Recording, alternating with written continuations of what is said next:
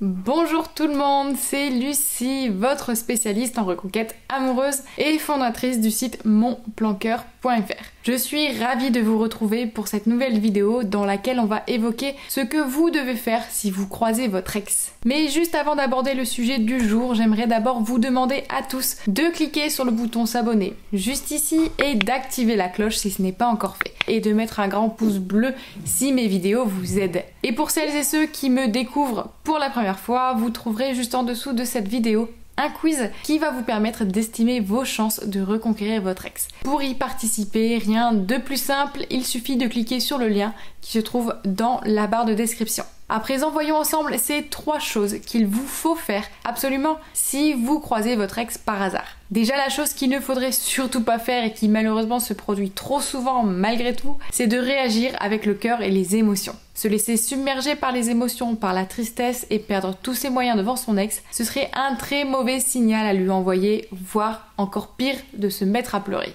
Je comprends tout à fait cette situation et c'est évident que c'est difficile de se maîtriser d'un coup quand on tombe sur l'ex qui nous a brisé le cœur et qu'on aime encore. Mais ce que vous souhaitez plus que tout, c'est de lui laisser une bonne impression, voire de lui donner envie de vous revoir, non ? Il va donc falloir vous maîtriser et renvoyer une bonne image de vous. Pour cela, je vous conseille de vous entraîner, même si c'est seul à cette éventualité et à ce que vous direz une fois en face de votre ex. Cela vous permettra de pleurer un peu s'il le faut, mais tout seul devant votre miroir et pas devant votre ex. Si vous croisez votre ex par hasard, cette rencontre sera probablement assez brève et ne durera pas plus de quelques minutes. Vous avez donc un temps extrêmement court pour renvoyer une image positive et épanouie de vous. Comment vous y prendre ? Vous allez faire ces 3 choses et cela permettra d'imprimer dans l'esprit de votre ex l'image d'une personne forte et qui a surmonté la rupture. Tout d'abord, vous allez lui demander sincèrement comment il ou elle se porte et comment il ou elle va avec curiosité et bienveillance. Cela signifie que vous n'allez pas afficher d'émotions négatives comme la tristesse ou la colère, même si vous en éprouvez peut-être encore. Vous allez vous intéresser à votre ex et en faisant ça, vous ferez passer le message d'une personne altruiste qui sait dépasser ses émotions pour s'intéresser aux autres et à leurs propres besoins. Ce sera un gage de maturité émotionnelle. Ensuite, vous allez travailler votre attitude en veillant à rester détaché. Pour cela, je vous invite à faire attention à votre langage corporel. Les épaules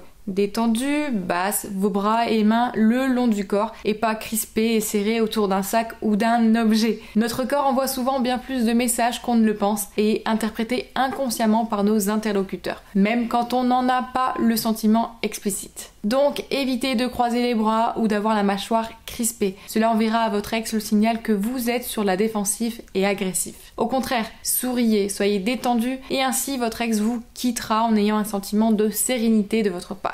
Et enfin, dernière chose à faire, parlez de choses positives et joyeuses. Montrez que vous avez pris votre vie en main après la rupture en évoquant, si vous en avez la possibilité, la sortie entre amis que vous vous apprêtez à faire ou d'autres projets si votre ex vous pose la question. En aucun cas, il ne faut évoquer le passé et la manière dont votre relation s'est terminée. N'oubliez pas que ce que vous voulez, c'est que votre ex vous quitte en ayant une bonne impression, une impression positive, et que cela lui donne éventuellement envie de vous recontacter pour vous revoir plus longuement. Évoquer le passé sera seulement douloureux pour vous deux et vous mettra mal à l'aise. En plus de ça, votre ex se sentira agressé et au pied du mur. Et donc cela n'apportera rien de constructif. Comme vous le voyez, ces 3 choses que je vous propose de faire si vous croisez votre ex sont à la fois simples mais combinées. Elles vont vous permettre d'atteindre un certain objectif et de démontrer à votre ex que vous avez surmonté la rupture, que vous allez de l'avant et surtout que vous allez bien y être heureux ou heureuse. Au contraire, si vous vous laissez submerger par vos émotions en voyant votre ex et que vous tombez dans l'erreur de lui demander des explications sur la rupture, voire de lui faire des reproches, votre ex aura le sentiment que vous restez coincé dans le passé et que depuis la dernière fois que vous vous êtes vus, rien n'a changé pour vous.